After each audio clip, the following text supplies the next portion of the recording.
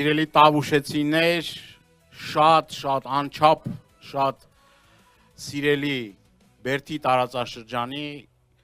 անկոտրում, թասիբով, արժանապատիվ բնակիչներ ջան։ Մենք այսօր պատիվ ունենք ներկայանալու ձեզ, ներկայացնելու մեր ծրագիրը, անցած ուղին, անելիքները, չնայած կարճ ժամանակը շատ երկար խոսելու հնարավորությունը չունենք, բայց փորձեմ կարճ ներկայացնեմ, ստեղ ունենք, նախագահը դաբրոն տվեց, ասма ունես։ Տեսեք սիրելիներս, մենք այսօր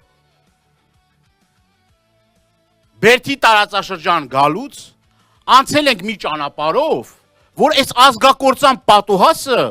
արդեն հանձնել է Ադրբեջանին։ Ազատամուտի հարակից տարածքը, ասում է, էդ էլ մերը չի,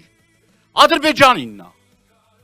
Խոսքը այսպես կոչված անկլավների մասին է, որի իրավական հիմքերը գոյություն չունեն, չկա։ Մենք բազմաթիվ անգամներ ազգային ժողովում այդ հարցը բարձրացրել ենք։ Ասում է, չկա իրավական հիմքեր չկա, բայց համարում է Ադրբեջան։ Հիմա մեծ ցավով եմ ասում, ամեն անգամ այդ ճանապարհով անցնելուց մենք չգիտենք, այս իշխանությունը որ վերարտադրվի, քանի ժամ եւ քանի օր հետո հերթական հանձնում կկատարի։ Այն որ սրանք մնան հերթական տարածքային զիջումներն ալնելու, ստեղ հավաքվածները երևի որևէ մեկը կասկած չունեն։ Բայց այս բախտորոշ ժամանակահատվածում Հայաստան դաշինքը եկել է այստեղ ասելու, որ կանգնած է ձեր հետ միասին պաշտպանելու մեր տարածքային ամբողջականությունը։ Ասելու, որ որևէ սանտիմետր հող Տավուշի տարածքից այլևս չի հանձնվելու։ Այդ չենք ասում, որ նորալուկ քաղաքական գործիչներ ենք, չգիտենք, փորձ չունենք, մեր ղեկավար դաշինքի ղեկավար կազմը անցած ճանապարհ չունի, որ այդ ամեն ինչ անի։ Իհարկե, ազատագրած, հաղթանակներ կերտած, 42,000 քառակուսի կիլոմետր հայրենիք ունենալով, այս ոչ մի բանները հանձնելով տալով գնում են։ Եվ մենք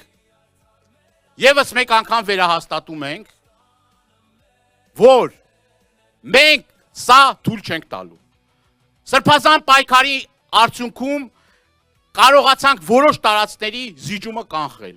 բայց վերահաս վտանգը էլի կախված է մնացած տարածաշրջանից։ Խոսում են Պարավաքար համայնքի հողերի մասին, մենք արդեն ընդեղից ենք ահազանգներ ստանում, բայց ժողովուրդ ջան, մենք մի քանի օր հետո շատ կարևոր քվեարկություն ունենք։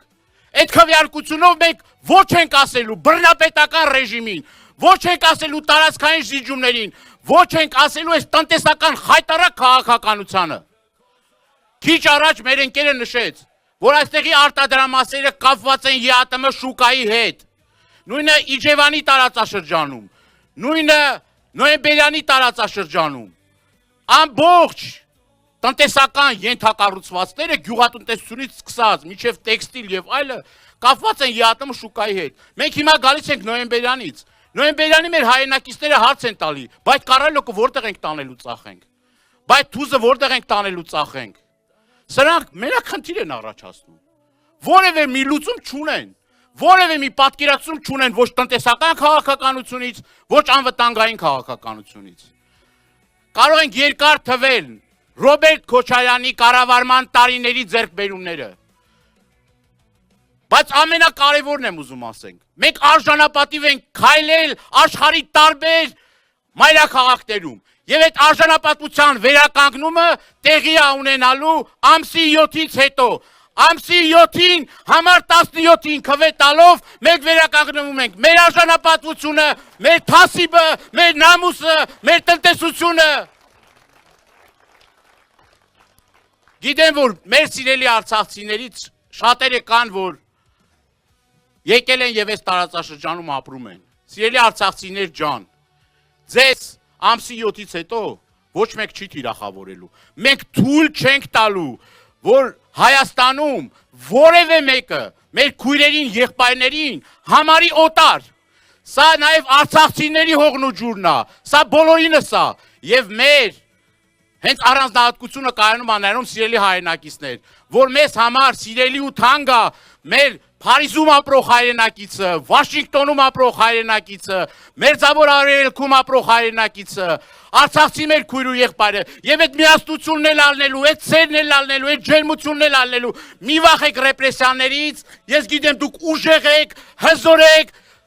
եւ որևէ մի կաշկանդվածություն չեք ունենալու, որ ընտրություններին ակտիվ մասնակցեք եւ կերտենք ուժեղ, արժանապատիվ եւ հզոր տավուշ։ Ապրեք, կեցեք ժողովուրդ ջան։